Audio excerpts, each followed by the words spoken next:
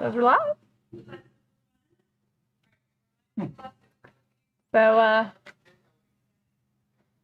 yes, here's hoping everything's working, because now there's question. I know. If you're on Rumble, make sure to reset, refresh your screen, because it can't tell when you've started. Well, YouTube barely can either. All right, chat people, let me know if in the chat if you're actually seeing video. Yeah, is this streaming?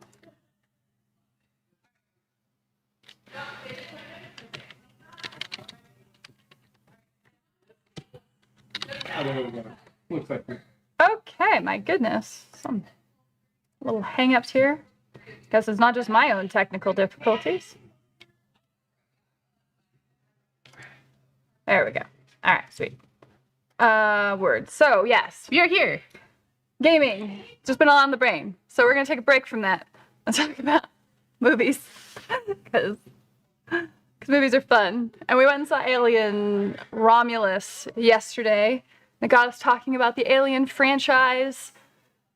We went on, a 3-mile walk yesterday and talked a lot about what worked, what didn't. But we weren't going to do too many spoilers tonight, right? We weren't going to do spoilers tonight in the discussion. I know Paul hasn't seen the movie yet. I haven't seen it either. No spoilers for Alien Romulus. Yeah, for everything else, I don't know. You're on your own. Sorry. Yeah. So also, no one in the chat spoiling it, because Yes, Paul has not please. seen it yet. Cool. Yeah, and people agree. Thomas Grable, we will honor you and your wife to not see it. Not met any. Yeah, okay. So let's see what's going on in the chat now that I've caught up. Mr. Kyle and I were chatting at the beginning of before the stream started.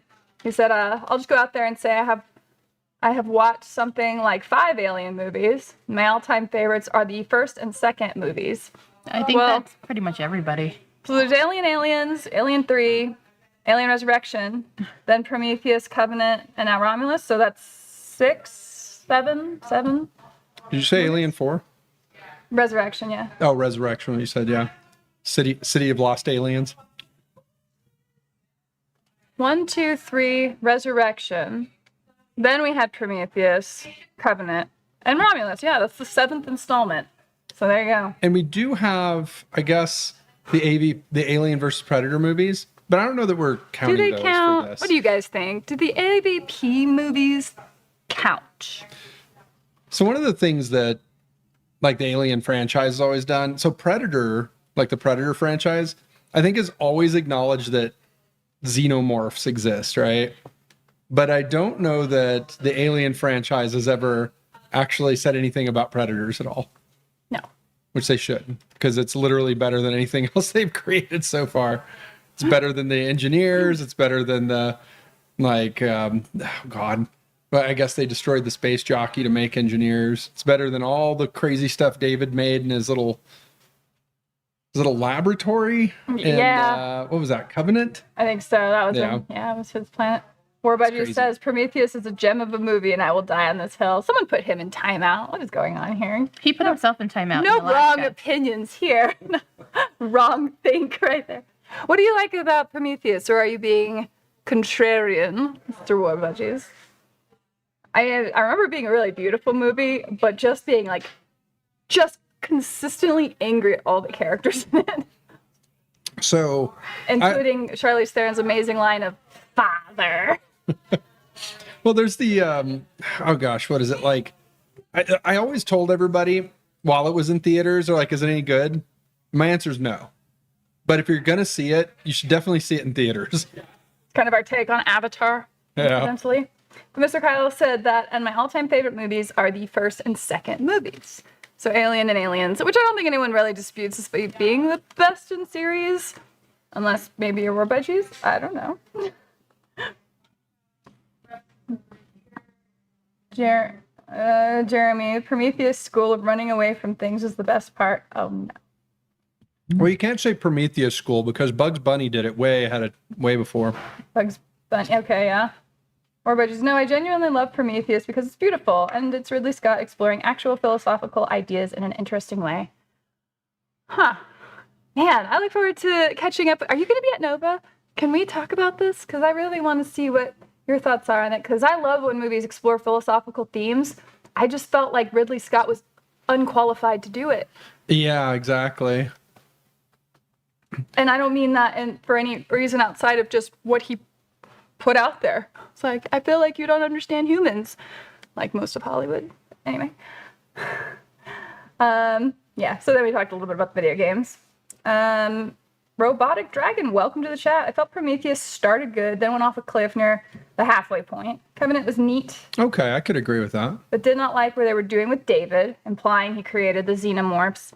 Yeah, so Prometheus, a lot of them have had a typically interesting start where you're like, oh, I want to see where this is going. What is being set up here?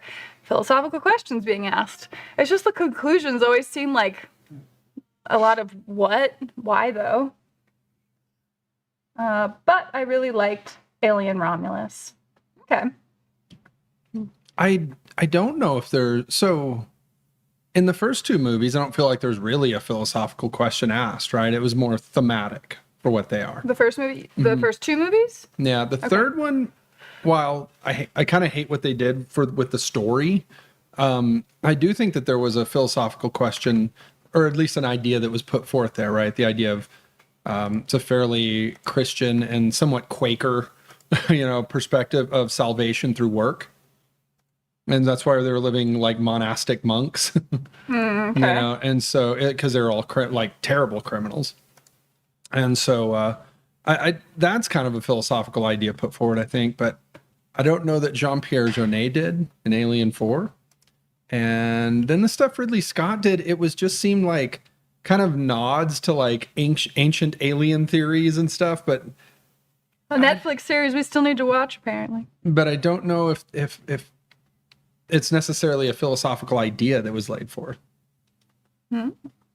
Robotic Dragon says, watched the films before going to, started with AVP, ending at Alien, carried on with the remaining 3 after. Watching The Creator right now, another film that had promise and fizzled for me. Man, Yeah, I third agree. acts, like conclusions, really, like a lot of these movies just struggle with it. And I have a theory on why. Paul and I kind of talked about it when we were hanging out this past weekend. We were talking about Event Horizon. How it was almost great. I mean, it's a really good movie. It's like almost there, but the philosophical stuff it explores, it can't seem to draw the conclusion on. And Sunshine. Sunshine, man. That That movie had me really so good. stressed out. Sunshine was a great one Sunshine was great until the third until act. the third act. Let's see. Plunderden, welcome. I've seen all these movies except the new one. I've been told it's really good. Okay. Mr. Kyle, are you guys streaming? Oh yeah, we're not streaming on. So Paul and I hang out. We just literally do casual Discord streams. However, we are looking to probably change up our format a little bit. And now that I have a better setup at home again, I'm probably going to do some video game streams or something. Because I think that would be fun. Well, and your cousin is actually a streamer. She is. And she really wants to play Phasmophobia with me because I'm a coward. And she thinks that's going to be very entertaining. So She'll think it's entertaining until she realizes you spend your entire time in the van. I don't spend all my time in the van. I died this weekend trying to help out Paul. He had just gotten hunted and, he survived. So I was like, oh, okay, there's some cool down time before we get hunted again. I'll just run in and set up a camera. Immediately got hunted, just murdered by a damn revenant. I was like, So screamed my head off. Mushy Tailspin here on Rumble says that he liked the movie, but he didn't like it as an Alien movie. Oh, Now, that's he an didn't interesting specify take. which one, and I wonder if he's saying Alien 3. I'll see if he can chat on that, because that's the way I feel about Alien 3. It is actually a really interesting movie. It's just I don't like it as the third As the Alien theme movie. of that. Okay. Or if he meant it as Alien Romulus, which I've heard some sentiment as well. That they would like it if it was not an alien movie? Yeah, like people would like it more if it was just sort of a random movie. Okay. What else? Hello. Paul said, Thomas asked about who's going to Warfare Weekend. I am not. I will be at Nova next week, so if you're going to Nova, come say hi. We're budgies. We still have to coerce Wargamer Girls to go one of these years. Yes, at some point. It's just really far away. We traveled a bunch this year, then I got sick a bunch of times, and I was very upset about it. Paul said I'll be going to Tabletop Expo at the end of September up here in the north of England. Just noticed it says Warlord Games will be there. Nice. Oh, how fun. Those guys are great. Genuinely really good people. Mr. Kyle, do you guys ever get starstruck? Last time I met game creators at a con, I couldn't speak to them. Okay, so I've got a story for you. Oh, really? Back when I first kind of started becoming close friends with Tommy and Miranda, it was when Miranda was still really, really big as far as War Like in the Machine. War Machine. Oh, circle. Like, she's a big War Machine, and I went to Adepticon with them. And all of the YouTube creators were coming up and being like, Miranda! And people would stop her and want pictures and ask her questions. And here I am standing there just barely dipping my toes into painting anything. Very not aware. And I'm just like, I kind of feel like I'm hanging out with the cool kids. It's the weirdest thing. Because I'm not Tommy and Miranda are just just, for the cool kids. well, I mean, the way I looked at it, I was like, well, Tommy and Miranda, they're just my really good friends.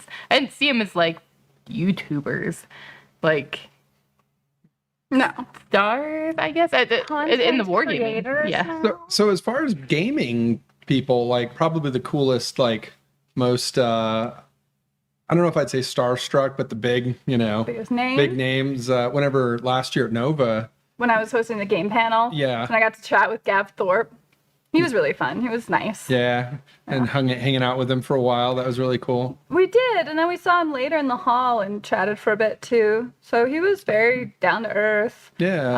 I liked a lot of all the people on the creator game making panel there, which we're doing again this Thursday.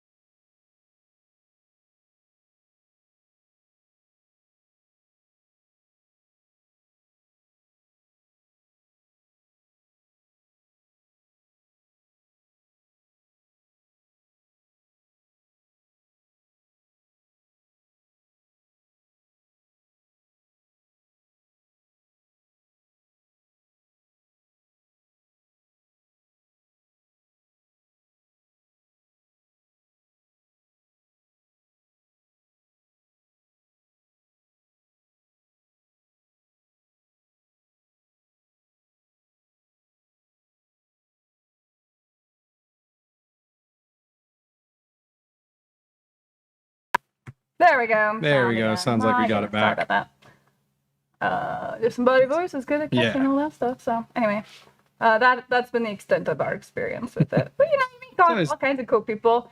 You're in Albuquerque, like you can kind of sometimes run into random celebrities, and it's like part of the Albuquerque culture to pointedly not care about anybody. Yeah.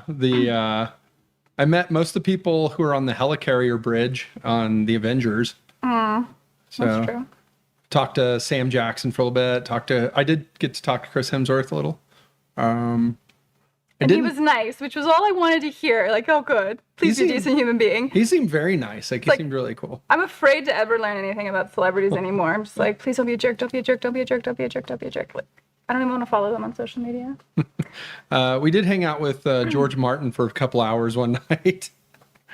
Yeah, we kind of crashed his party. He was hanging out with Tony DiTerlizzi from the Spiderwick Chronicles. He also did a lot of illustration on the D&D second edition Monsters Manual too, I think. Yeah, they were both really cool. We some were talking Magic the about Gathering. miniatures and all of that because it was right before the Song of Ice and Fire game had come out Yeah. for tabletop. So it's like kind of weird incidental places we found ourselves. Well, it's funny because we were just hanging out with him.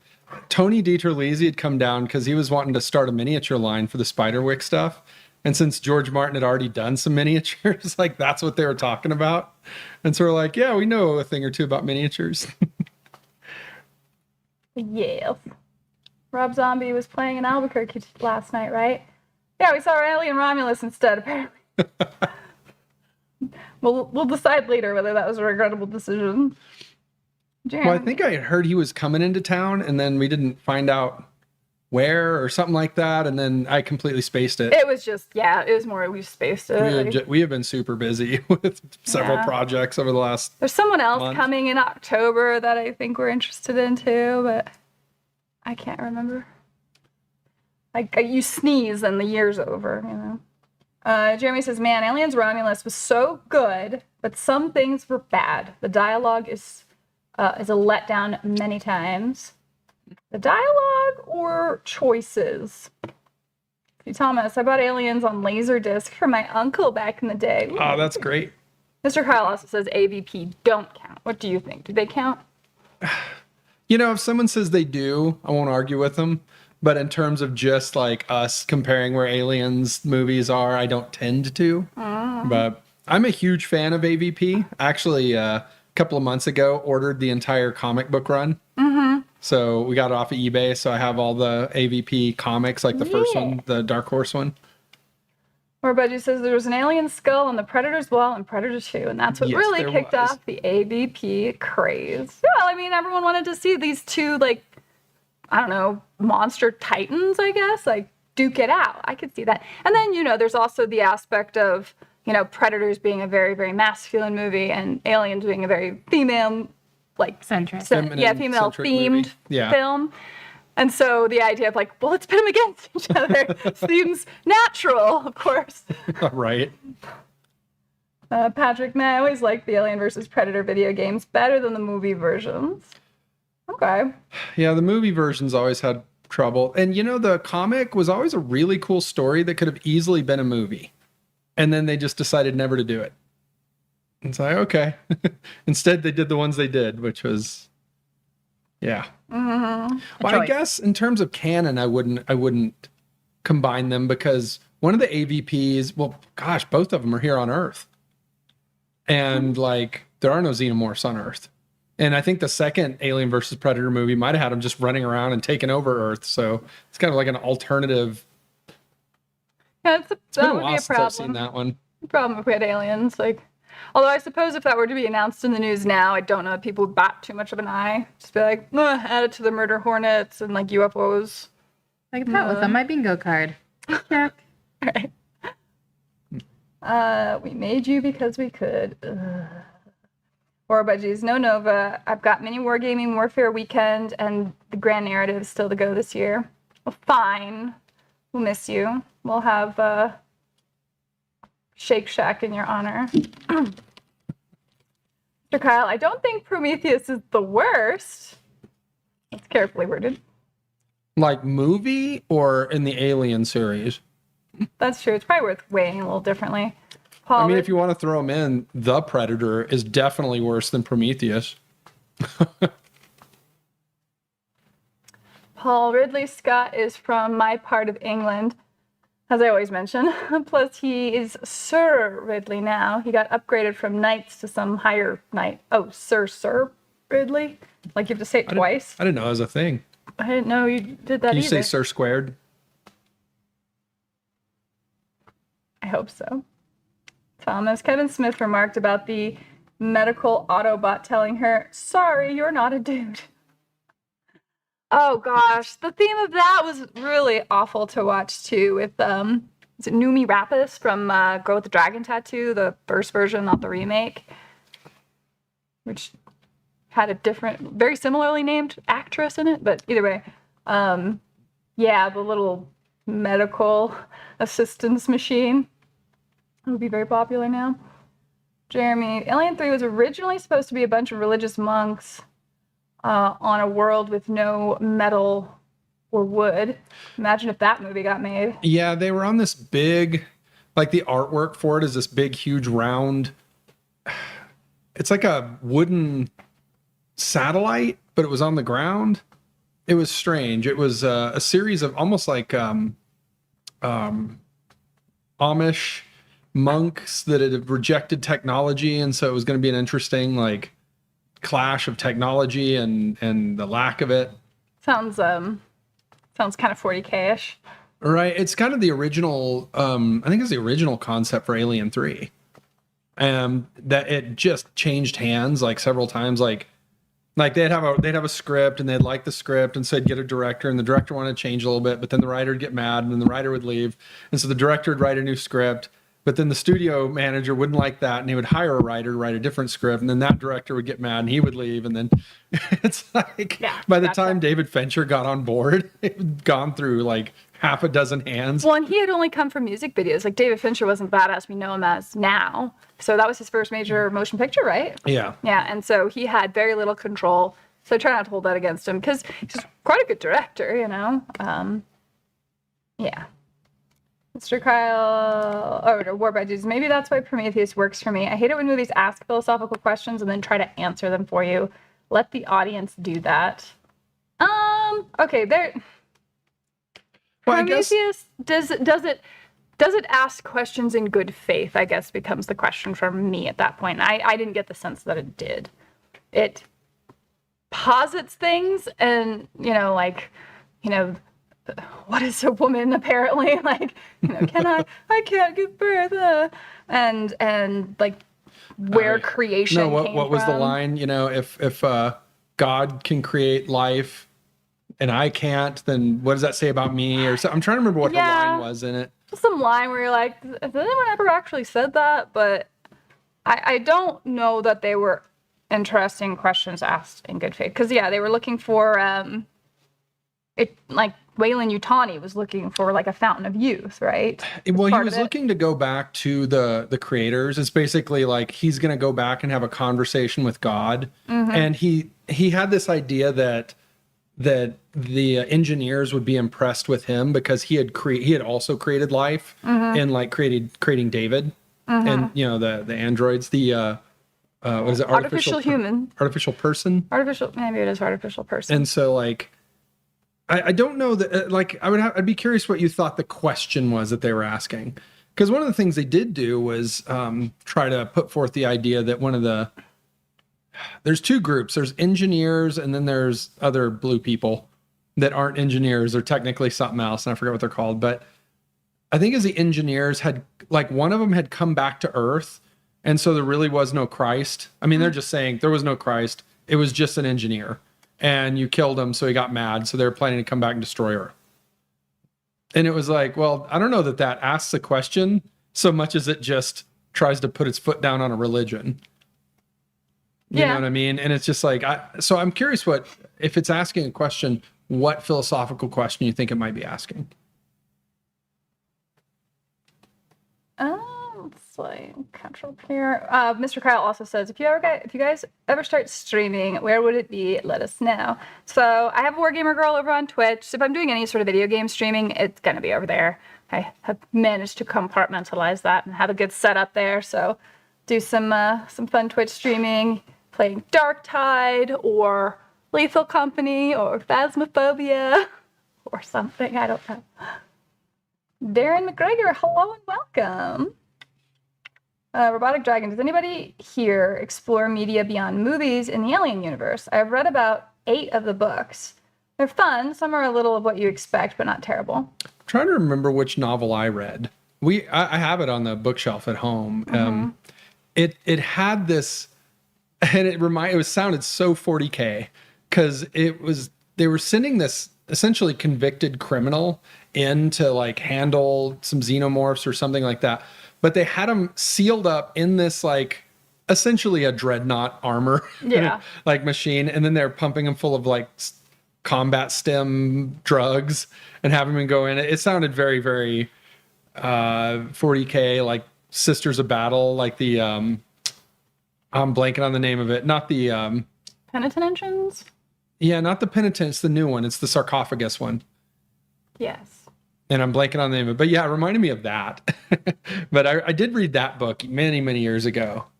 And then, of course, I have read some Alien comics.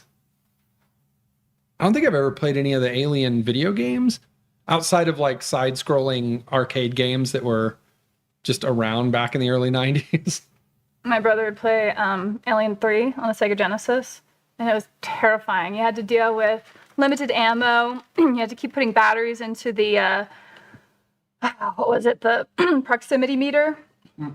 And that was the only way you could tell something was coming, because things could kind of jump out at you on the Genesis. It was a side scroller, but you had to like get through doors, and you could close a door on an alien, but it could break through, and so you were never safe. great. It was like the most stressful game to just Well, watch. that sounds great. It sounds like a alien movie. Yeah, it's intense, or at least in my memory as a teenager, it was intense.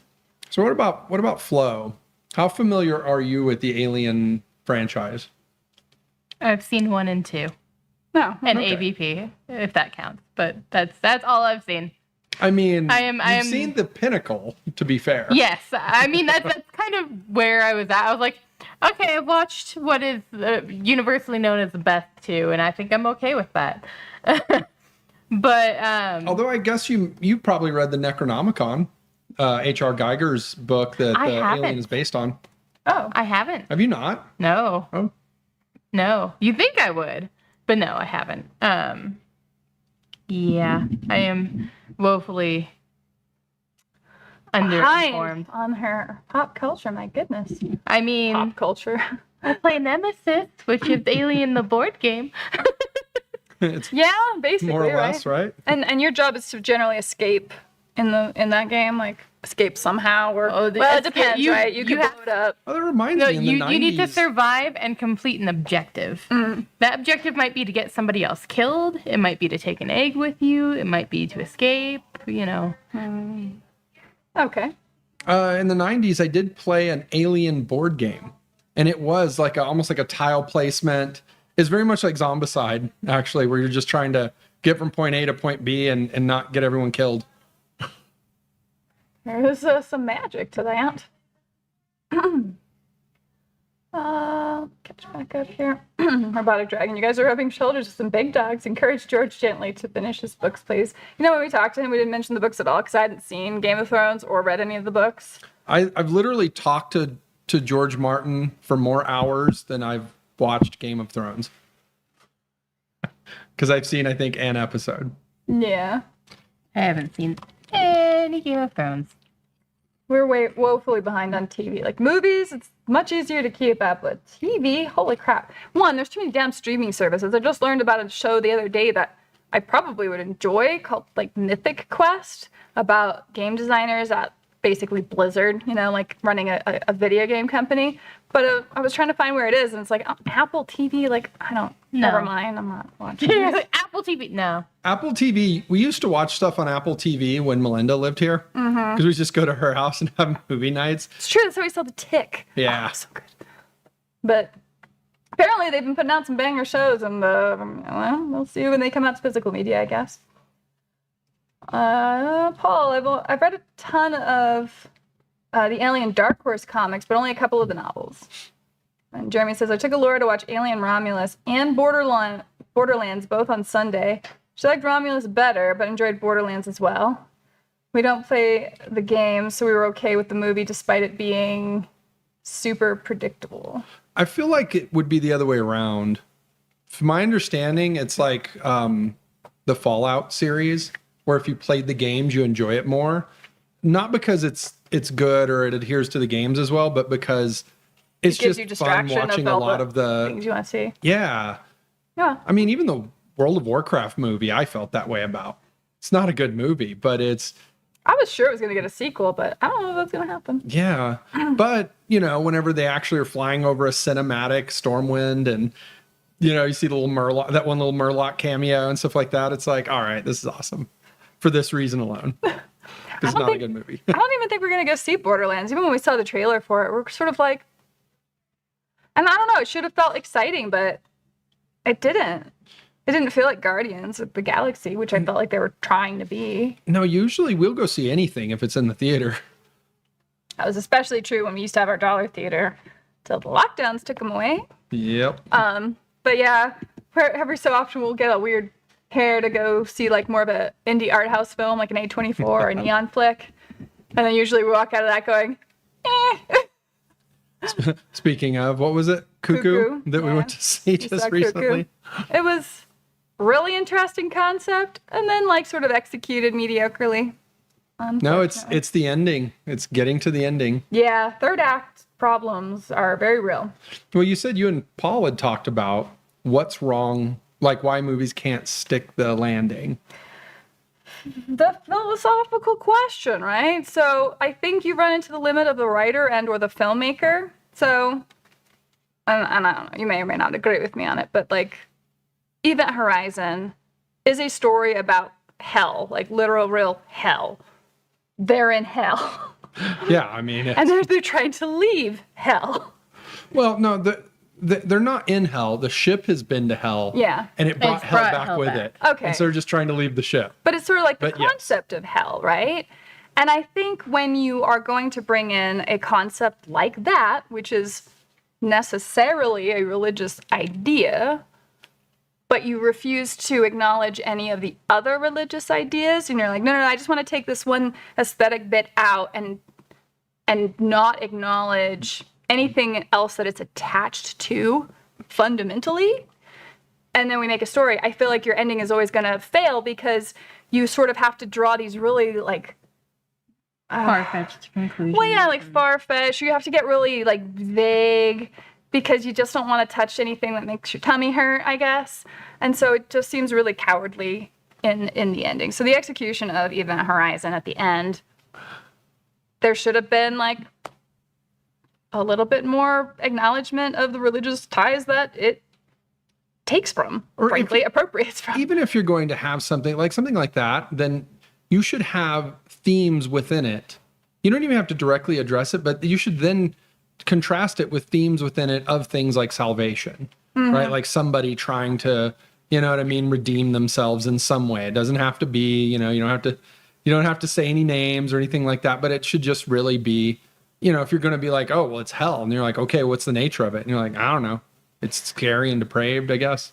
Yeah. And it's like, okay. But we're scientists, and that somehow means that we don't consider things beyond our understanding, which has never actually been the role of science. Well, but it's also, that's literally the point of Event Horizon, is it went beyond your understanding. Like, that's the basic premise of the movie. Right. So, and so at the end, you just sort of go, because there was no, the filmmakers, frankly, weren't bold enough to go all the way with it. So what was all right, so there's a really good Ryan George. I'm trying to remember if it's I don't think it's a movie review. I think it's one of his skits, but he keeps, he keeps describing movie plots, and the ending is always the same. And I'm trying to remember what it was. It's like, the guy backflips over the bad guy, saps his neck, and saves the day. Yeah, it's like, Yeah. but every movie keeps ending that exact same way, and it's Yeah. like, it's just you don't know what to do philosophically, so you just have like a action ending. It's like when you saw The Simpsons and they found the lost alternate ending to Casablanca. It was just like a McBain action movie. Exactly.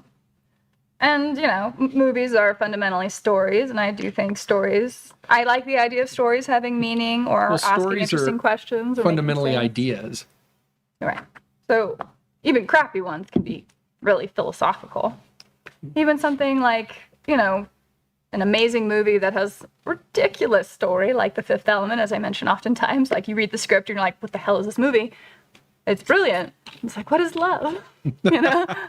Asks a question. The power of love. Jeremy. There is new Aliens TV show coming out that will take place here on Earth. I think it premieres in January or February. Oh, God. I think Robotic Dragon says it here. Oh, there it is. Aliens should not happen on Earth. I agree. It works so much better with humans not being 100% sure on their existence. Well, I mean, that's sort of the idea, right? Is like, well, if they're on Earth and then they get loose, then I guess it's over. And it's just like, Kinda. it's kind of a grimdark idea, but Alien is not, it's not grimdark. It's not supposed to be grimdark. There's always supposed to be some way of trying to survive. Mm-hmm. I mean, I've yet to see a single Alien movie where no one survives. Where nobody, there's always one girl Well, and her android. May or may not be friends with her. I mean, even if that girl, dies off screen before the next movie starts, which apparently they're a big fan of doing, but, they do tend to survive. Nice. Chuckaroo Bob. Hi, kids. I'm so bummed. Stuck at work till 1 a.m. Aw, sorry, man. It'll be over soon. Also, Mr. Kyle, Sir Squared. I assume that's you supporting the idea, because I think it's brilliant. So squared. Hop off from work. Thomas, your plastic pal who's fun to be with. Right? The Other name for the...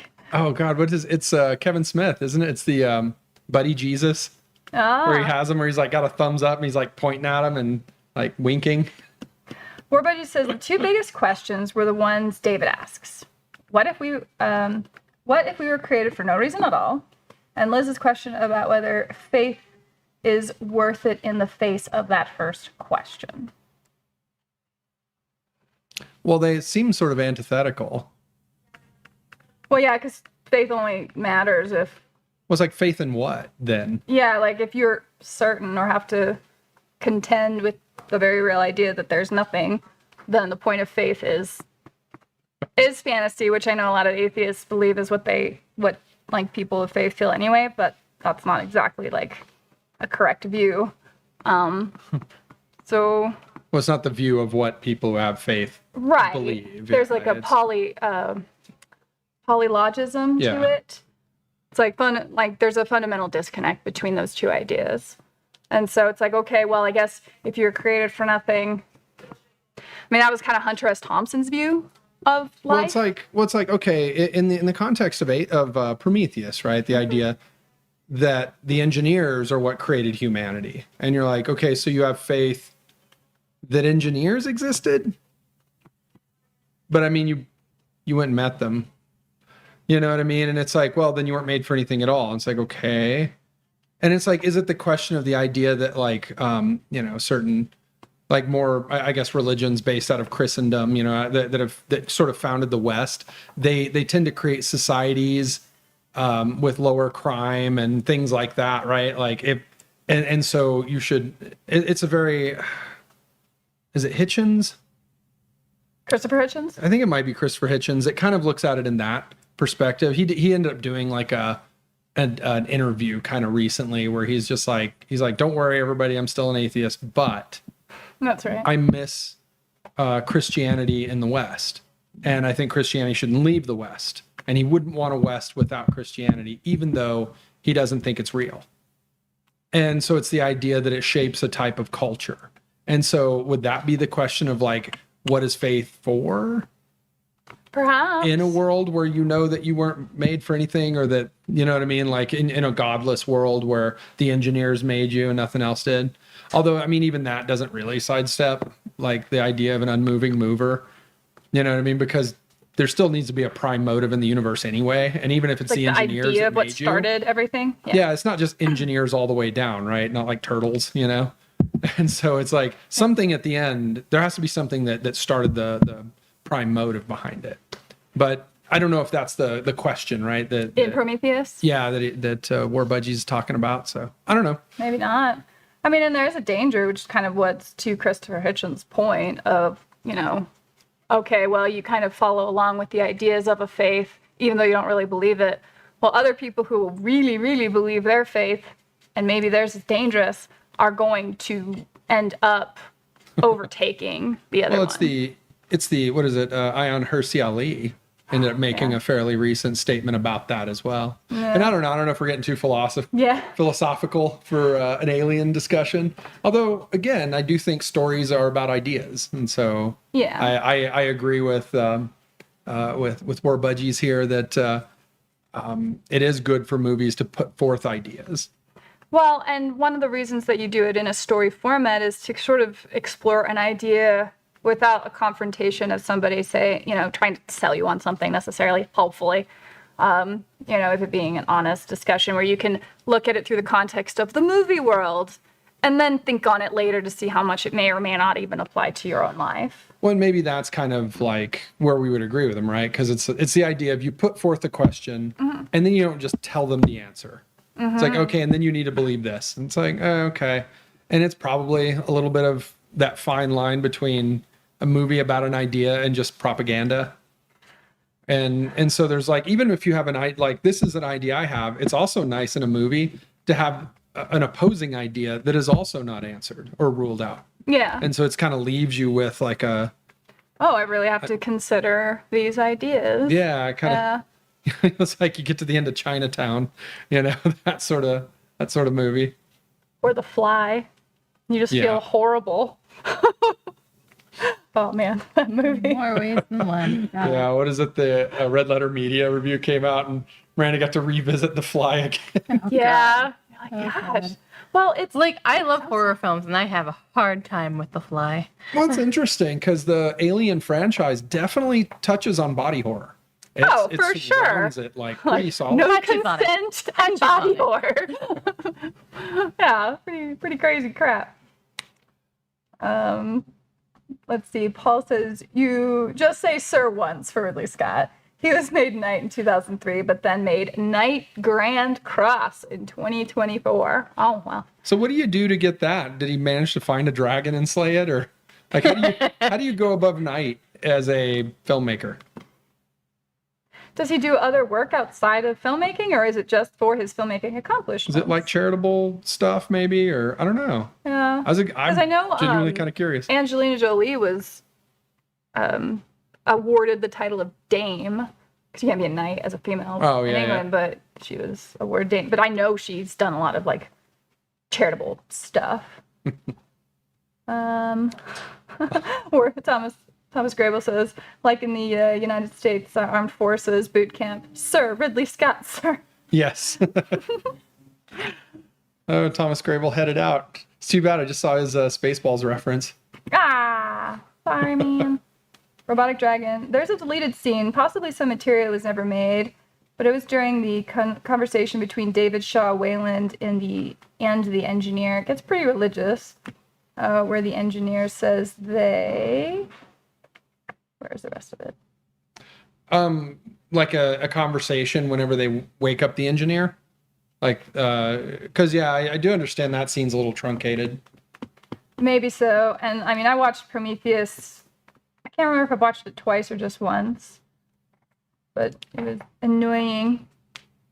Baseballs. Hello, my baby. Hello, my honey. Hello, my ragtime gal. That was such a good scene. Yes. I love Was it Baseballs. send me your heart by wire, baby, my heart's on fire? Yeah. If you Don't choose me, baby. if you you'll lose refuse me, If you then you'll refuse lose me. Then I'll Then be you'll be- left alone. Oh, baby, telephone. And tell me I'm your own. Oh, wow. You just pulled that out of your head, huh? Oh, wow. JP got rocks. See I'm what you pretty don't. sure I got some of those words wrong. What you don't know is I that can't help but think of Dancing Frog, though. JP Got Rocket says, see, what you don't know is that I'm multi-streaming my Twitch Paint streams to YouTube as well. Ah, smart. World of Warcraft wasn't excruciatingly terrible. It seemed to be a prequel to the actual game. Yeah. Robotic Dragons Borderlands was awful. It sounded empty, but... JP, I have a chicken pot pie heating up. It's better than TV. And I'm washing it down with Foster's Bitters. It's Chicken pot Australian pie and for beer. beer. Yeah, I remember those commercials. Well, his tummy was hurting, so he got something to eat. It's usually a pretty good remedy for that. That's a good call. Mandragora, hey! Hope you're doing all right, man. Haven't talked to you in a couple weeks, so hopefully whatever's going on with you is improving. JP Got Rocket, so how would you remake The Black Hole if Event Horizon was as you said? First of all, it's been a very Good long question. time since I've seen the black hole. Yeah. So it's hard to say. Honestly, Event Horizon, like part of me would just almost rather redo it as a Probably 40K 40K movie. film. just go all in on it. But yeah, it would be an interesting black hole movie if you went that route. Okay, yeah. Jeremy says Covenant didn't have any human survivors. I'm trying to remember the end of it. Did David survive? Is that the There were idea? two Davids, right? Yeah. And then one got gibbed and obviously replaced by the evil one. And What's that Simpsons episode?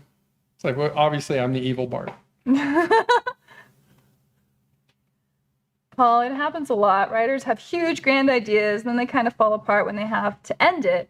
Well, they have to start answering the questions, because asking a question is way different than trying to answer it, or even trying to answer it in a way that could be open-ended, right? It's just like, well, this is what happened in this case, or, this is sort of an unexplained conclusion. We can't explain like why this thing happened. There's a really good video. Can't be the whole movie though. If people are familiar with, what is his name? His channel is called Up to My Knees. It's Max Landis. Max Landis, yeah. John Landis's son. But he's a writer. He's written a bunch of things. But he talks about writing, not on spec, what is it? Writing on assignment. It's called assignment when you write. Whenever a producer comes up to you and they're like, I'll pay you X amount, I need you to write a script about this. And so he's talking about how he's had like insane things pitched to him. And one of them was, he had talked about a producer had come up and he's just like, oh, I like this idea. What if for a day, all the adults were replaced with kids and the kids were replaced with adults? Like they're just switched in their bodies. Yeah. And so immediately you just, as a writer or somebody who kind of thinks about ideas, you immediately start thinking about, oh God, how does a child land like the 400 airplanes that are in the sky at any given moment? Right? Or run the nuclear plant. Or yes, exactly. Or food factories or farms or. Well, just even those things, like if you don't do anything for a day, probably your farm will survive. The airplane's going to crash and kill a bunch of people. You know what I mean? The nuclear reactor, I mean, all it takes is a whole day of negligence in the wrong way. And then like, that's it. Right. And the producer looked at me, he's just like, no, I don't want that. I just want it to be fun. And it's like, well, so you just want to ignore the ideas. Ignore all of the logical consequences of it and just there you go. And then you get like some saccharine, like, I don't know, it's usually what you get in a commercial or something. But I think that's what Paul talks about. It's like, well, you have a big idea and then it falls apart because you don't want to then go through and do all that work of actually figuring out what that means. I mean, you even do it with just one person, right? And you end up with Big. Yeah. And even Big has some questionable questions in it, right? Indeed. Mandragora, I don't know about the movies. I just know Alien and Predator as war games suffered significantly and may still be suffering from the Protoss war game era. The Protoss war game era? Protoss? Well, it's all capitalized. Makes me feel like it's an initialism. I'm missing it. Well, you played it as a board game, but the only tabletop game I know of is Nemesis. I'm sure Alien. They have an actual board, like an actual tabletop game. We've got some of the minis printed for it, or bought some of the minis for it at one point also. But all right, Flo, you can tell me: is there a zombie side version with aliens? I don't know that there is. Huh? Because I feel like you just replaced zombies with aliens, facehuggers, and xenomorphs. Well, here's the thing. So they have Zombicide Invaders now, which is all space themed. So possibly. Oh, okay. I haven't played any of that one. I only have like second edition, which is baseline. You do have Danny Trejo.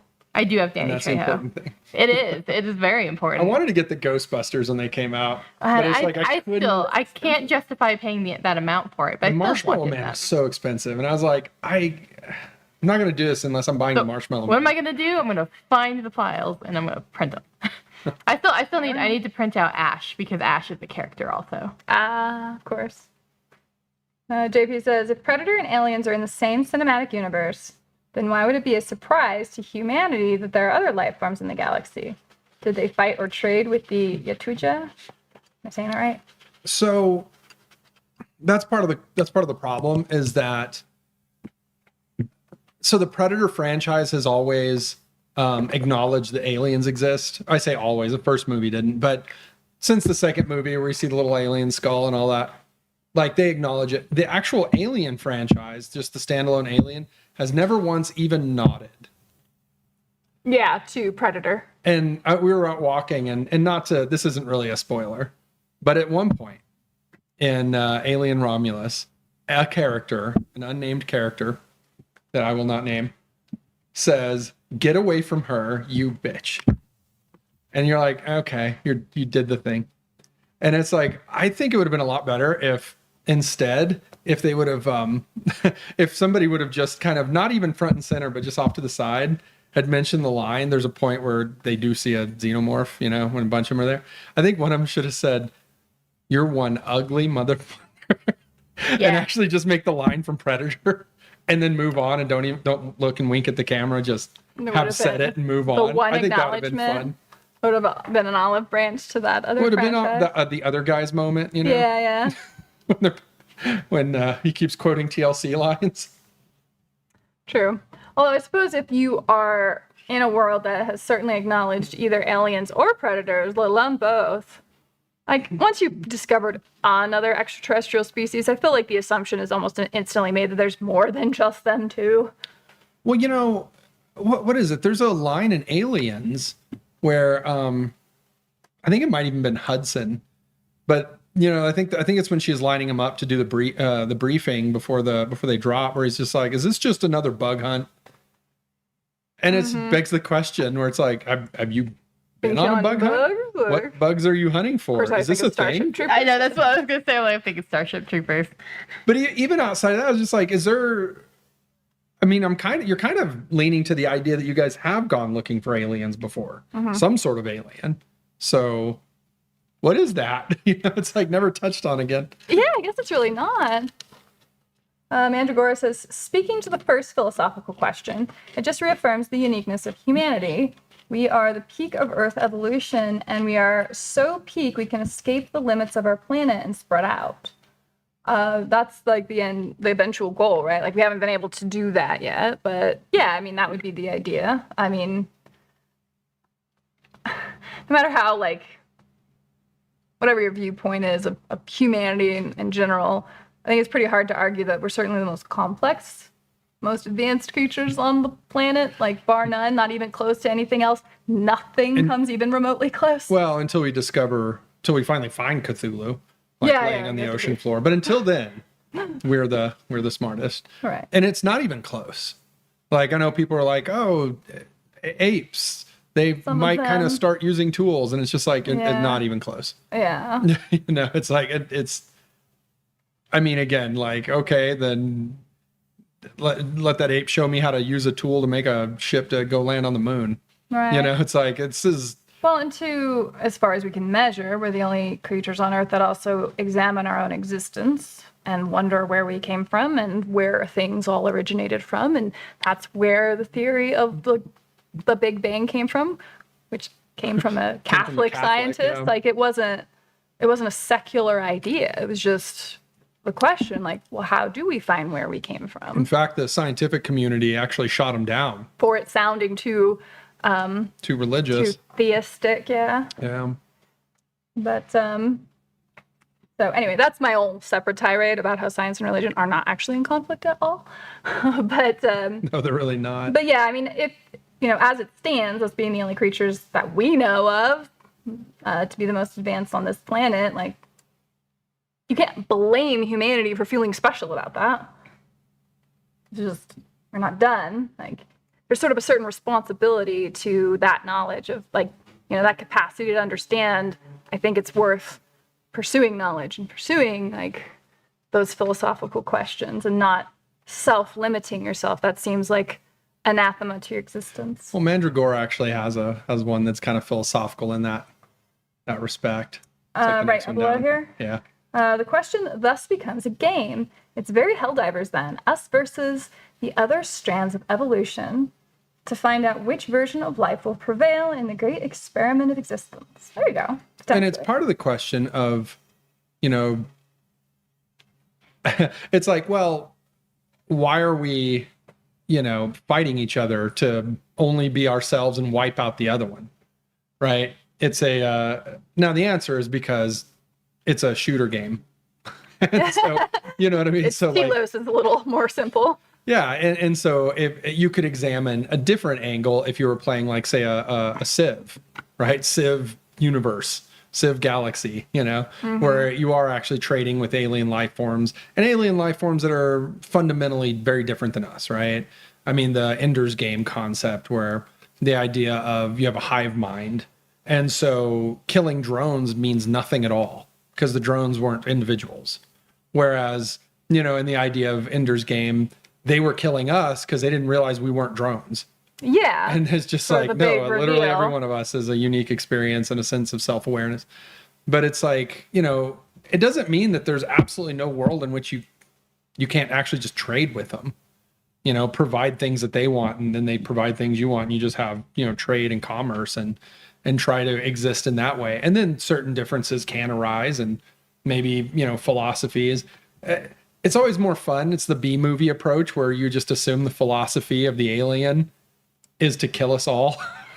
So, you know, that way there's a struggle, and Will Smith can, you know, welcome him to Earth, and, you know, like, you know, it's that kind of movie. But there are other ideas. I mean, what was the one with the heptapods? Oh, Arrival with Arrival. Amy Adams. Yeah, that was one where they landed and they're like, "Hey, we're going to give you this message, but you know, we're not here to kill you all. We're actually here to you know, like, make contact and stuff. It's cool, guys." Yeah, that was interesting. And there's E.T., which are canon in Star Wars. But they just came here to, like, pick flowers and check stuff out, and they didn't want anything to do with us. Space hippies. Mr. Kyle says, Flo, help me with a black magic stone with some blue glow. How do you do blue glow? Oh. Glow can be difficult. Particularly, no, it's a lot easier if you have a airbrush when you're doing glow. Generally, when you're doing a glow, I like to start with a white base on the part that's going to be the brightest, and then do a glaze over it, because otherwise you won't get that feeling that there's light coming from underneath it. Glaze, okay. Yeah. One of the things that the way I've approached it when I would do like the glowing coils on the Signar stuff is like, what is it?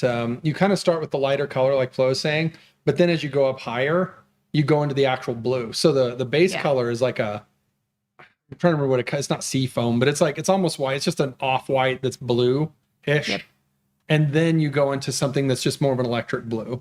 And so it looks like, you know, just the corners so an object that doesn't emit light, the corners are where the shadows live. But an object that does emit light, well, the corners are where light's hitting itself and actually being brighter there. And then the higher parts are where the light's emitting out a little more evenly. And so you actually get more concentrations of light in the corners. And so, like, I think Flo and I are just approaching it two different ways for basically the same idea. Yeah, and I always make sure that the edges of it are actually not hard edges. You want to make sure that they are more of a kind of dry brush kind of feeling, like it because light, unless there's something specifically blocking it, doesn't usually have like a hard line to it. It dissipates as it goes out. Okay. So hopefully that was helpful. And then, of course, there's plenty of helpful folks in the chat, I'm sure, who know plenty as well. Thomas Grable not being the least of them. Old School Armies, new to this chat. I liked the new Alien film, but the last 20 minutes was really unnecessary and veered into resurrection nonsense for me anyway. I mean, I for us, like, we felt like that first hour was solid and really interesting and really cool. And then, like, everyone's like, Q fell through the floor. And so, like, that last 20 minutes is just sort of part of that. It had a very similar Prometheus problem. Yeah. Where everything's kind of cool going up, and then just inexplicable moments of, what were you thinking? and you've demonstrated you're smarter than this. Well, and you can kind of start nitpicking it backwards at that point, too, because you're like, well, so this is a thing that was set up in the beginning, so the ship's been doing this thing for a long time. Why aren't there other effects of that thing having happened this whole time until now when it happens again, just because you're on the ship? So there's, what is it? So what he's talking about too, though, right? Where the last 20 minutes is really unnecessary. I'm not going to, it's like, it's almost a spoiler, but it's really not, because the movie, projects it so heavily. Like, it's no question that there's going to be. So the first two movies, right? The first movie, she fights the alien. Okay, she gets in the narcissist and escapes. Okay, whew. All right, we're good. Strip down into our underwear and get in the cryopod. Oh my God, there's an alien here. And so it's like, that happened in the first and second one. Okay, oh my gosh, we got off the planet, big nuclear explosion. Oh my gosh, we're good. All right, ooh, we're in the landing bay. Oh my gosh, Bishop's getting killed by Queen Alien. Like the Alien movies kind of have a fourth act in the first two, and so this movie does as well. And again, it's not a surprise. The other two, it was a surprise. This one, they keep showing you, hey, we're going to do this, just so you know. There's this loose end, it hasn't been tied up. Just letting you know. You know, it just keeps like pointing that out till you get to, and you're like, okay, what is it? And so I agree. I agree with Old School Armies here, where it's just like, I didn't need that. Although, weird. It's very what happened in the end did unsettle Miranda. Yeah, no, it freaked me out. Like I had to watch something else before going to sleep because the imagery of the thing at the end did genuinely, like, I could feel the back of my brain like setting off warning, like, this is not okay. Raise your hackles. Yeah. It's like I hated looking at it. So kudos to Fede Alvarez for that. Creature design there. For creature design, yeah. Although you were not having it, so. Well, yeah, I was, yeah. But yeah, that's enough. That's enough spoilery stuff. I don't feel like I spoiled anything, to be honest, with that. Having seen the movie, it's like, yeah, no, this is, you know it's coming. They in no way hide that it's coming. And in fact, they kind of show you, hey, look, it's coming. So, but there are some really interesting concepts. And I will say that I think we both agreed that Alien Romulus was made with good intention. Like, I don't think it was meant as any sort of, where a lot of stuff today is sort of made to put down fans or, your Stoke theory sucks or whatever stuff you get. Or things that were made in Alien 4, where I think Jean-Pierre Jeunet's literal quote about Joss Whedon's script that he had originally wrote was that he's good at writing stuff for American nerds, morons. I think he said idiots, but idiots, yeah. Yeah. So this is like, wow, thanks, dude. Yeah, I don't get the sense that there was any sort of elitism, looking down on the fans, looking down on the franchise. I think it was a installment made very much in good faith, and I think that comes across. So definite kudos to that. Just, his other stuff is very haunted housey. It's not really that different here. And there's also an interesting element of it that I kind of like. There's a little battle behind the scenes that I end up watching a little bit on, which is at one point, one of the things that keep mispronouncing his name. I'm sure, was it Fede Alvarez? I think it's Fede Alvarez. I think it is. Fede. But it's he had made a big deal out of, hey, I'm doing we're trying to lean into practical effects as much as possible. This isn't just going to be a CG fest. And it's like, oh, cool. And I full credit for that. I actually like that about it. As I heard from somewhere else, the spaceship porn in this movie is fantastic. It's really cool. Like that, it's probably worth going to see the movie just for that. Yeah. But again, if you're gonna see it, go watch it in the theater. Yeah. But first time worth that. But like the head, I think it's the head effects artist, like CG effects artist that worked on the movie, end up kind of what do you call it? Like shot back at him on Twitter, where he's just like, hey, I'm tired of everybody like dogging on CG effects. Nowadays CG effects are invisible. I disagree with him, but that is not obvious in this movie. As someone who's done some degree of computer animation for like the last 20, 30 years, something like that, like it's, I can see it, and sometimes it is invisible and those guys are great. On this one, it's not invisible. Let's say like if CG effects were just so great nowadays that they're invisible, then people wouldn't be complaining about CG effects.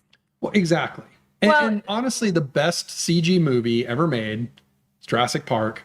Yes. Because it was made in the 90s, and that dinosaur's real.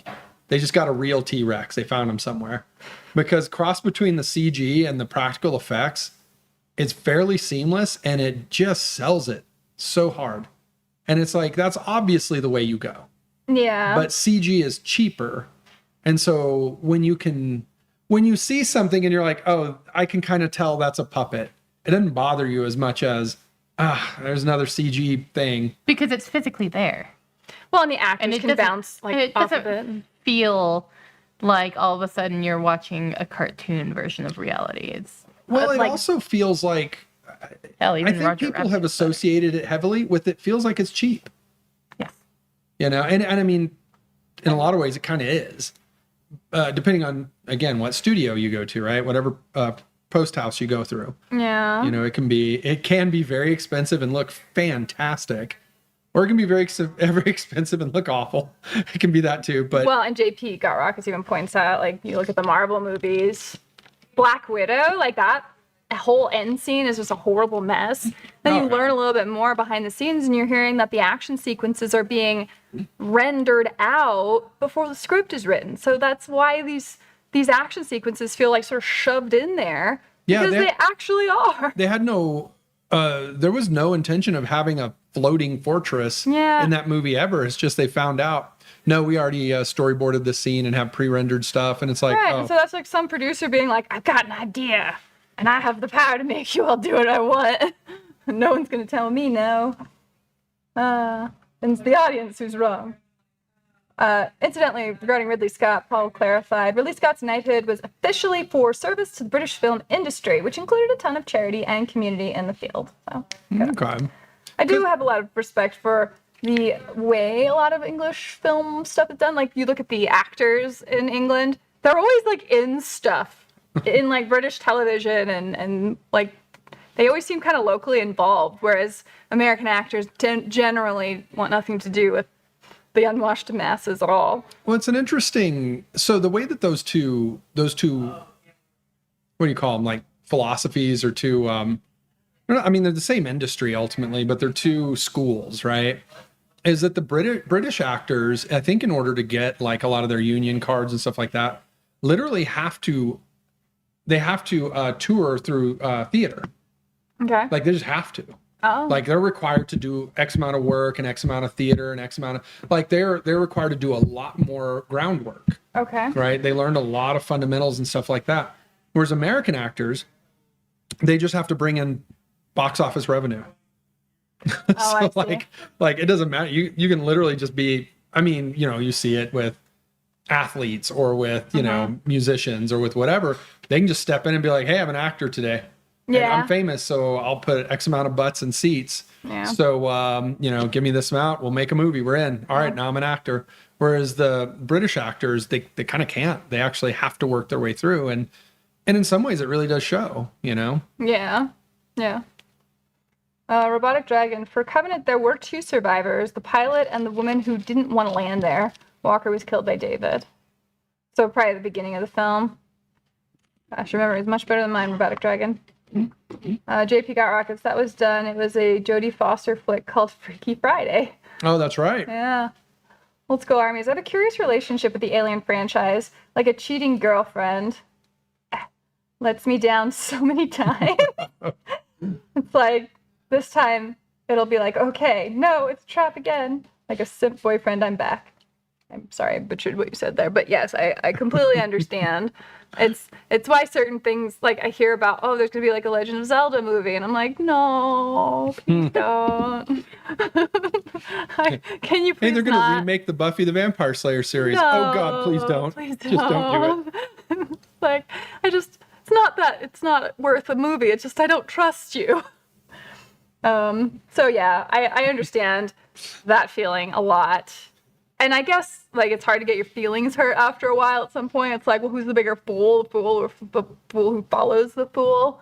And it's like, we're going to go see another Alien movie when it gets made. We're going to go see it. We're going to go see it in theaters. And we're going to be like, man, if only they did this and this. Because that's usually what we do. We're not usually like, everything about this movie is garbage. Well, I guess even usually. this last one is, the first half's really good. It's, The android character is, it's really interesting. really good. Like, pretty cool.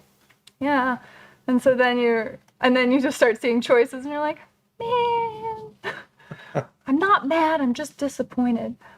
Paul says, Ryan George pitched me on Tenet was good. Physics are backwards. So does that mean light actually shines out of their eyes? I'm going to need you to get up off my back about this. You get way up off of my back. All right, I'll get up off of that thing. Oh, Tenet. I'm sure it was a good movie if I could have heard the dialogue. Oh, goodness. Oh, we did see a preview for, speaking of movies you can't understand, well, maybe you could understand the dialogue. For any of you who saw The Bitch, and didn't need subtitles, like, kudos to you, because I think it was a really good movie too, but man, I could not understand anybody. But he's coming out with another movie. We saw the trailer for that. And it does ask a philosophical question at the end of Vitch. Yes. Which is, do you like the taste of butter? Of course. It's a very important question. Do you wish to What live is the movie deliciously? about, though? I'm trying to remember what the trailer was, because we saw it. And Oh, it was it's like, Nosferatu. Oh, duh. Yeah. Yeah. Okay, Nosferatu looks interesting. And I really like Bram Stoker's Dracula, so I'm looking forward to this one. Archon Studios botched it back in 2011, 2013. Ooh. Jeremy, Prodos is Prodos is a miniature game company. They did a game till they went out of business. Oh, okay. Fair enough. Mandragora, I have Zombicide Invader. It has some characters, but no xenomorphs. You could replace Protoss Kickstarter minis into a homebrew some rules, I think. It's pretty easy to homebrew any of the Zombicide stuff. I know when I got second edition, it came with all the special abominations. So I've got like Pennywise. I've got the actual cannibal Shia LaBeouf in there. Manbor. It's got Chupacabra, things like that. And there is an alien one, but he's not like a xenomorph. I don't know, man. There's a special place in my heart for Chupacabras. They just sound so absurd that I kind of love them for it. And it's old folklore, too. Shale, I've had the Aliens board game sitting on my shelf for ages. I really should assemble and paint them one of these days. Oh, awesome. Yeah. If it bleeds, we can kill it. Could have been a fun line, too. I don't know that any of the characters had the masculinity to pull that off, but it's a good line. Jeremy Frost also says something about the Acurian Pontage. And it sounds like they may not be human either. Oh, yeah, I don't know about that. JP Got Rockets, we're the only animal aware of our mortality that we know of. I mean, to an extent, you see predators that definitely don't want to get injured because they're aware they would starve to death. So that's probably some awareness of mortality. Yeah, being aware of your mortality and being afraid to die. I don't know if that's the same thing. Maybe, like, I don't know, right? An instinct of self-preservation. Yeah. I don't know if that's the same as, like an awareness knowing of that you will mortality. die someday and planning for that kind of thing. Well, yeah, it's like an existential question versus just that's an a good instinct point. of self-preservation. Touche. Mandragora. Also, Miranda triggered a memory. Rule of acquisition number 208. Sometimes the only thing more dangerous than a question is an answer. Oh, that's great. Yeah. Well, and you could explore that in an alien movie. Yes. Jeremy, Free League Publishing is doing an alien RPG. It has a really good breakdown of the human space, what has all been colonized. I want to play it at some point in the future. Master of Orion? I don't know if that's the one. Mandragora, I have to move on September 1st. At this point, it's just stepping into the cold shower. At that line, I'll no longer live at home and live in some small apartment. It just is. I mean, I guess. As long as you've got a roof over your head right now. Yes, Yeah. that's something. But I do hope things get better for you, man. Not saying it's a great thing, but it's something. Paul, I've been playing Earth Defense Force 5 recently. The aliens didn't bother fighting us much. They just mutate all our insects into giants and get them to do it. Smart. That's kind of fun. That's like when you're playing like an MMO and it's a faction-based MMO, and so you just find people who are fighting mobs and you just heal the mobs. Mm-hmm. So they can't kill them. I heard about the new Kill Team stuff, Patty, but I haven't looked into it. I don't play Kill Team. By the way, Adam's game that I keep blanking on, the cool space station game. Is that Majestic 13? I don't Or think is that so. the other one? Or is it? Does he have one called Majestic 13? Yeah. Okay, that's it then. But that one would be a really good kind of heartbreaker set of rule. No, I don't think that's it. Oh, okay. But it'd be really cool kind of groundwork of a game to play an alien scenario with. Yeah. You're on that space station, you take your team and you go into it, and there's xenomorphs. True. Space Station Zero. That's it. Space Station Zero would be a really good set of rules and a setting for it, for sure. Where's Patty to like be excited about like an indie game like being promoted, Yeah. or a miniature agnostic indie game? Oh, Majestic 13 is more like XCOM. Okay. Yeah, space stations here. Everyone knows. They all know what's going on. Paul, there was one movie Jeremy Johns reviewed. I can't remember which. Oh, Patty is here. Yeah, he's here. I see it. I can't remember which. He said, great while you're watching it, but as you're driving home, you'll realize it made no sense. That was a lot of the complaints about the Deadpool movie, which I disagree with a lot of the criticism of it. Like, I agree that the jokes are very, like, timely of now, but I still think it had more story than it is given credit for. So I'm actually impressed with that. To be fair, when I watch Spaceballs and John Hurt is at the cafe at the end of the movie, and then he's just like, ah, and he starts coughing, and then he says, not again. And then the alien comes out. It's a dated reference, but I think it's hilarious. That's fair. Pizza the Hut is a dated reference, but it's like, I can get it. I can figure it out. You can get it, but I don't know. Like, does anyone under like, is Pizza Hut even still in business? Yes, they actually started reopening their buffets and stuff also. Oh, okay. Well, maybe Pizza the Hut still can be a funny joke. There you go. Not that we're going to have any of them here because nobody owns businesses big enough here. Well, They would have to get a bigger place to make a buffet style pizza. we have old furs ones, I thought. I don't know. Robotic Dragon, I also wasn't having it. Yeah, so he agreed with you on the end of Romulus not being Who's that? not Who being did? Robotic Dragon, not being as scary as I took it to be.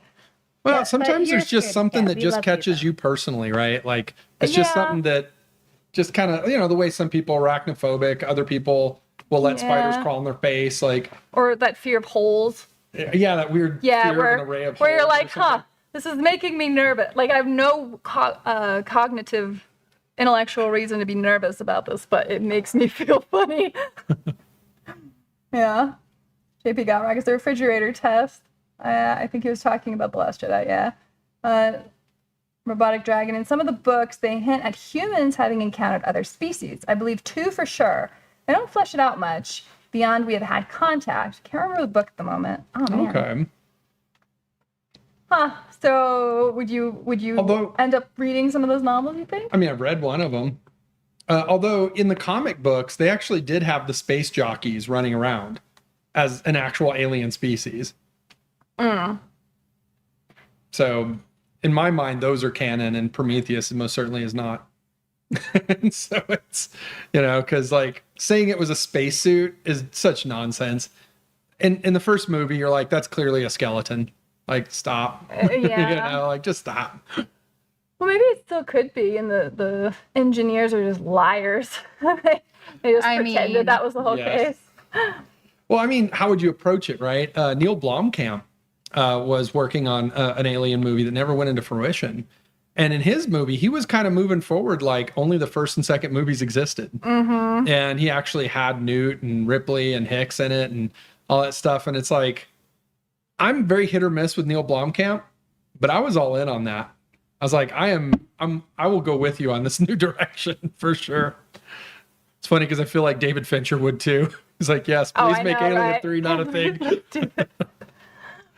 Jeremy says the critical drinker breaks down the problems with the movie. He hated it a lot more than me, and it suffers from what all movies do nowadays. There's no sense of time passing. Things just happen to happen. All right, time passing in Romulus is questionable. Yeah, there's things that happen way too fast that we won't go into too much. But all right, so there was one moment I wanted to point out because it is a grab bag of references to the rest of the franchise. So at one point, obviously there are pulse rifles because there's gonna be only 2 of them, by the way. I did see a shot of I was it, so right. you were right. Yeah, and so like. And so this girl, who's obviously the main character, is like walking around. She's like got her pulse rifle, and it's all very Ripley-like. Mm-hmm. And I was looking, I was just like, that gun is almost as long as she is tall. And I ended up looking it up. I didn't realize Sigourney Weaver's 6 foot. I thought she was like 5'10" or something, but she is 6 foot tall. The actress, the main character in this movie, is 5'1". She's actually shorter than Flo. I was gonna say, wait a minute here. And so you can't put a pulse rifle in her hands and try to kind of recreate that moment with Ripley going down the elevator. You just can't. It's just not going to be the same thing. Yeah, and it's like maybe you should lean into that a little different, like and that's what came out of a cloud car. Right. Robotic Dragon. I can't stand the drinker. I think his review is more about being cool to hate something the majority likes. Everybody is generally in agreement against Star Wars and Marvel. He needs a new look. I don't know. He was one of the ones who loved One Piece, and I can't see like. Was that just generally pretty popular? It was very popular. Where One Piece did really well. I think everyone in that circle liked One Piece, though. Yeah. Like in that sort of corner of the internet of film critics, like I think they all end up really liking One Piece. With Drinker, I used to like him more. I think now I'm sort of more like, it's all right. Like I feel like sometimes he dives in and gives some really good ideas. Other times I feel like he didn't dive in enough to really understand what he was talking about. Oh, interesting. And so like so kind of phoning in. I don't think he's phoning it in. I think he's just, I don't want to say he's hitting his limitations, but I think he's hitting the limitations of his patience for it, maybe, or something like that. Like he's not gonna dig any deeper on an issue than what he's done. And you're like, it's like there's, in order to dig down, you have to start asking questions, right?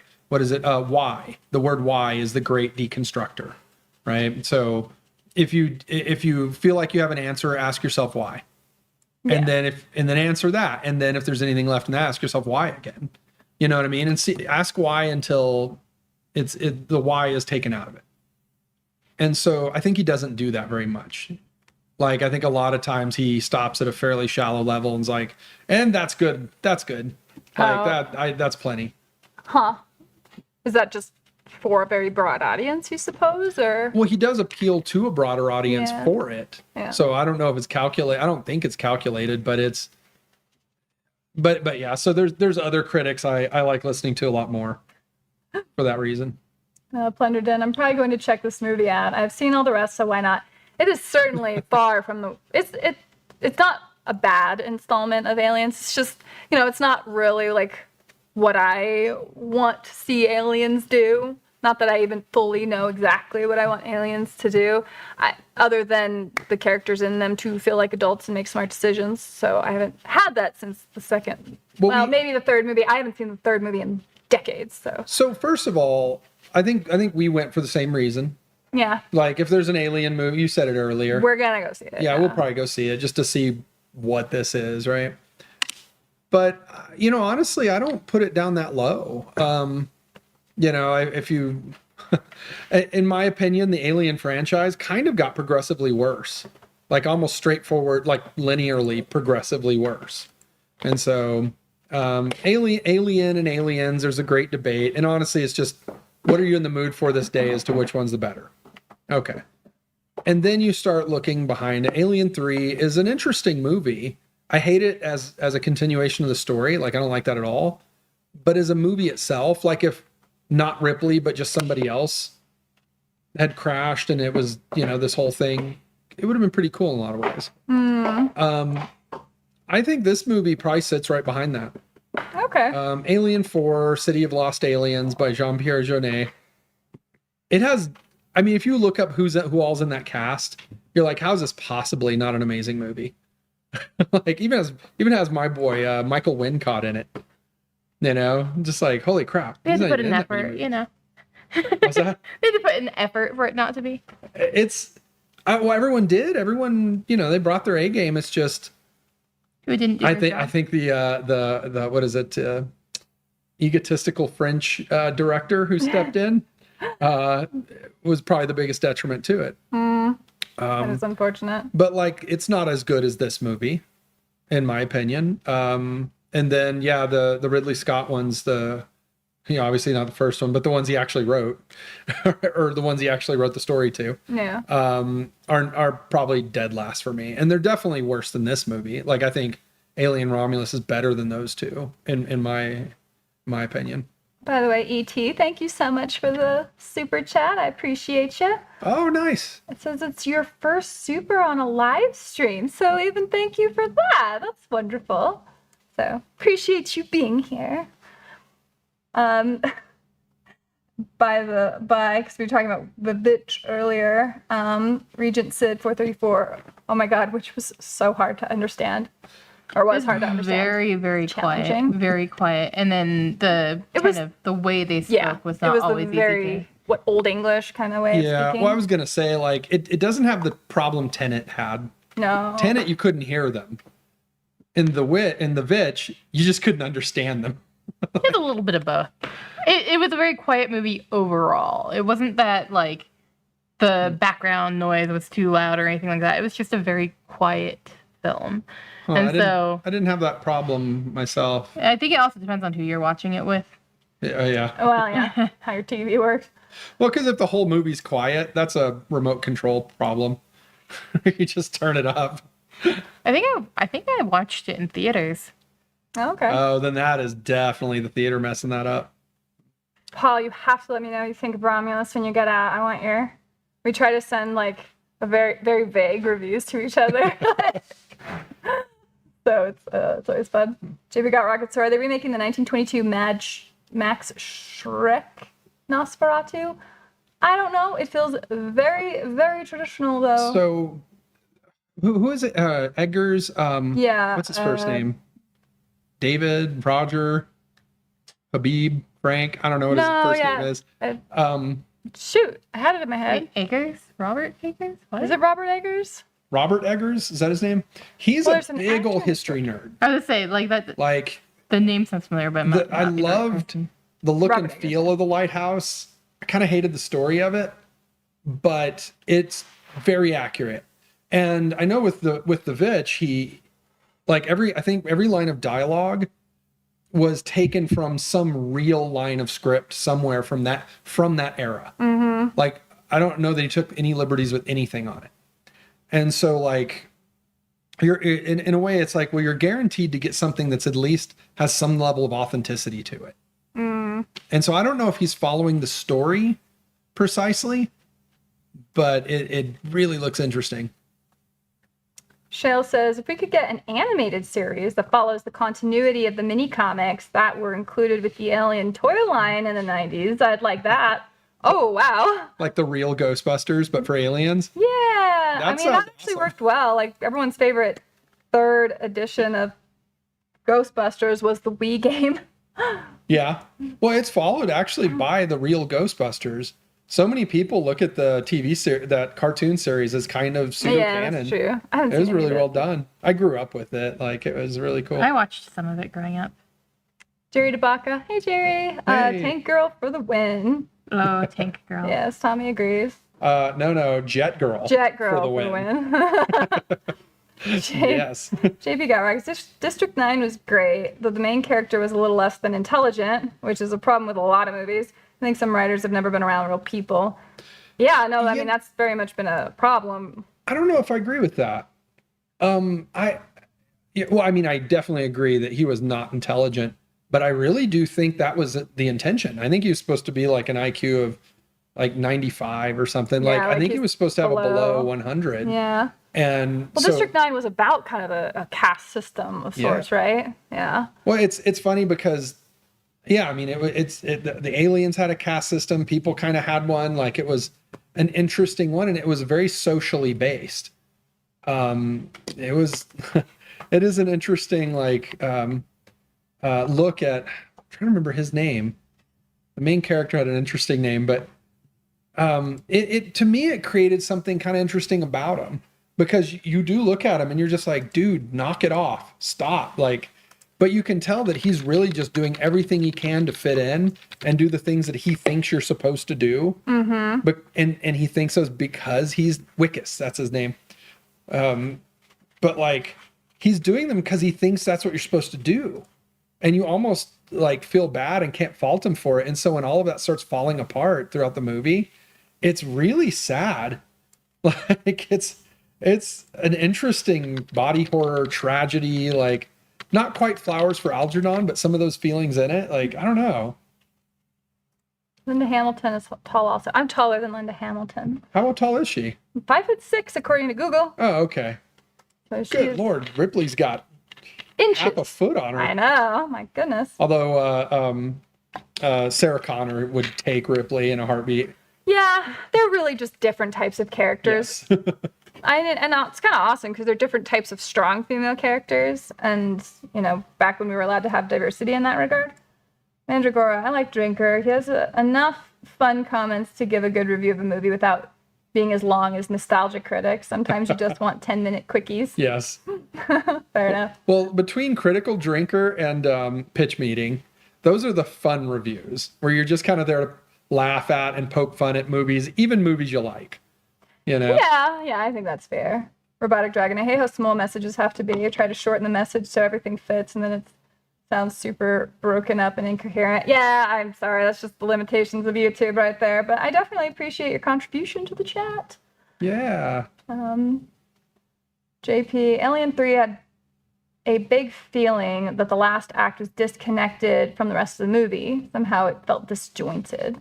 I could see that being from however many writing additions and reshoot. I don't know how many reshoots it went through. I could see that having been a problem too. The first cut that they had before they were even finished filming, I forgot if it was 3 hours or 4 hours.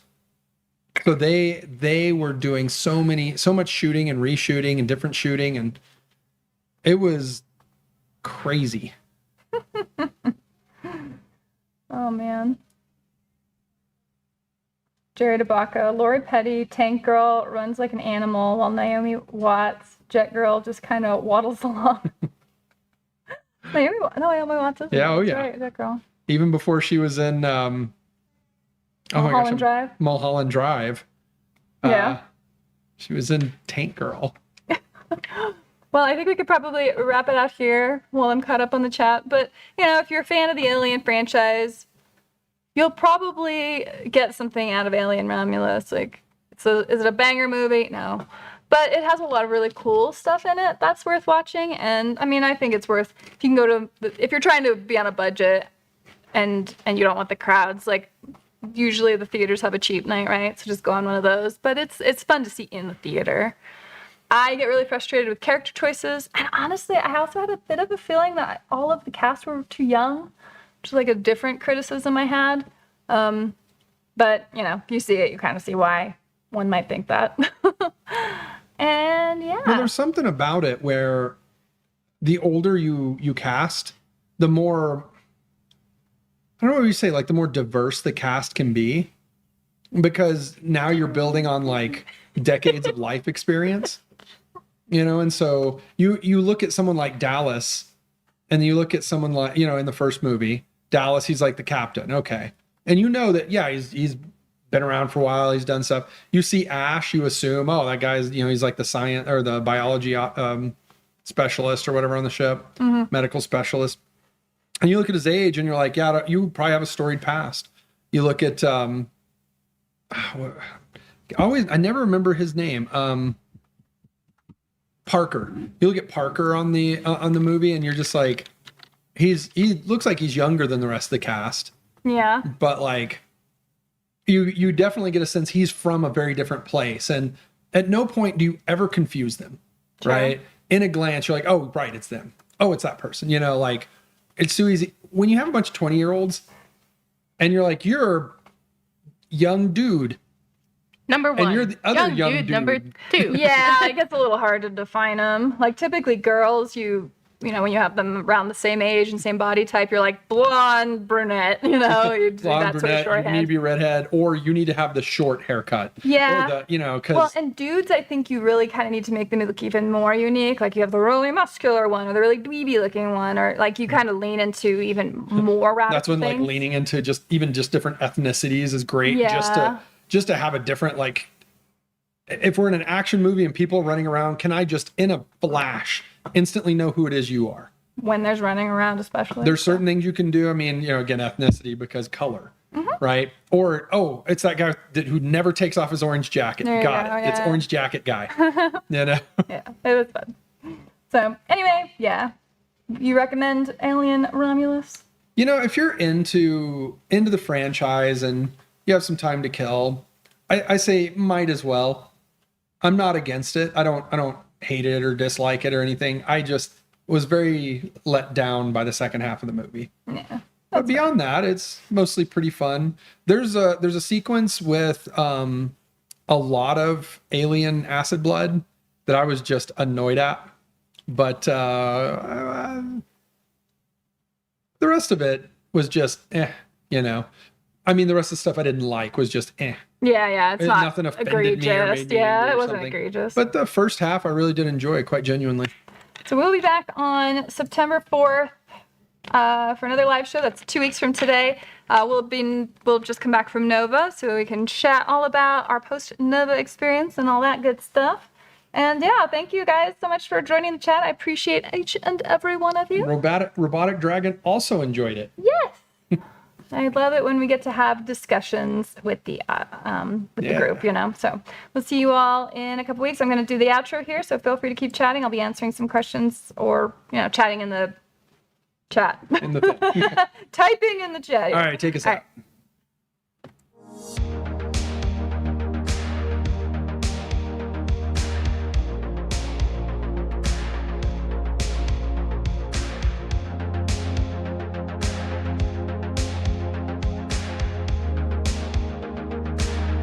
Barry, cover me.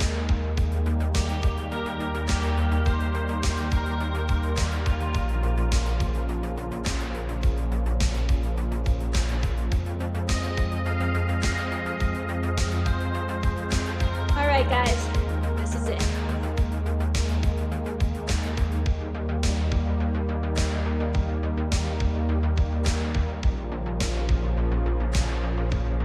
Copy that.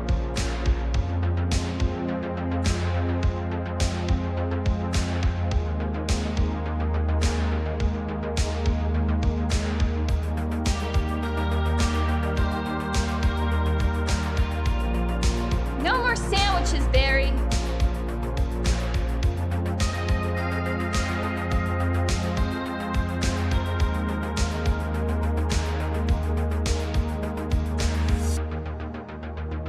What's wrong with this place?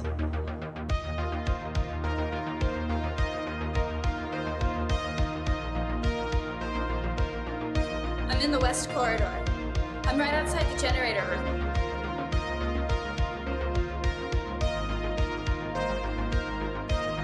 I'm out of bullets.